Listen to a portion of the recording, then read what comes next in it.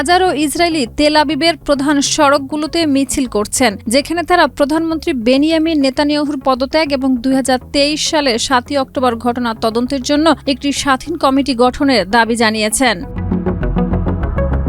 বিক্ষোভকারীরা স্লোগান দিয়ে বলছেন, তদন্ত কমিটি অবশ্যই স্বাধীন, সর্বস্তরের জনগণের সমর্থন প্রাপ্ত এবং রাজনৈতিক প্রভাবমুক্ত হতে হবে। সরকারের পক্ষ থেকে স্পষ্ট জবাব না পাওয়াকে তারা চলমান জন অসন্তোষের প্রতিফলন হিসেবে দেখছেন। কালার এক্সপার্ট ডার্ক স্যাপ এবং মাইল্ড অন হ্যান্ডস টেকনোলজি সমৃদ্ধ অরিক্স অ্যাডভান্স ডিটারজেন্ট পাউডার আপনার লন্ড্রি এক্সপার্ট। বিরোধী দলীয় নেতা ও সাবেক প্রধানমন্ত্রী ইয়ার লাপিদ সমাবেশে ভাষণ দিয়ে বলেন, তদন্ত কমিটি গঠন কোনো ডান বাম রাজনৈতিক প্রতিযোগিতা নয়, এটি একটি জাতীয় দায়িত্ব। যে সরকার জবাবদিহিতা এড়াতে প্রতিষ্ঠানগুলোকে দুর্বল করে, তাদের শাসন বন্ধ করা উচিত।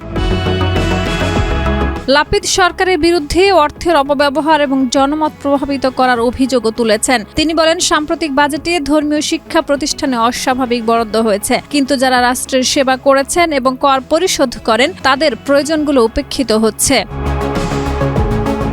বিক্ষোভকারীরা স্বচ্ছতা ও জবাবদিহিতার দাবিতে শান্তিপূর্ণ মিছিল চালান, যেখানে পুলিশ অতিরিক্ত নিরাপত্তা ব্যবস্থা গ্রহণ করে সম্ভাব্য সংঘর্ষ এড়াতে সতর্ক থাকে।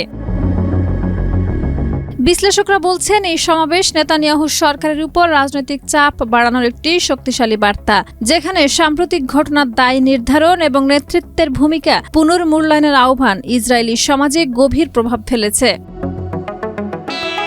শাহিদা রুবি, মাই টিভি।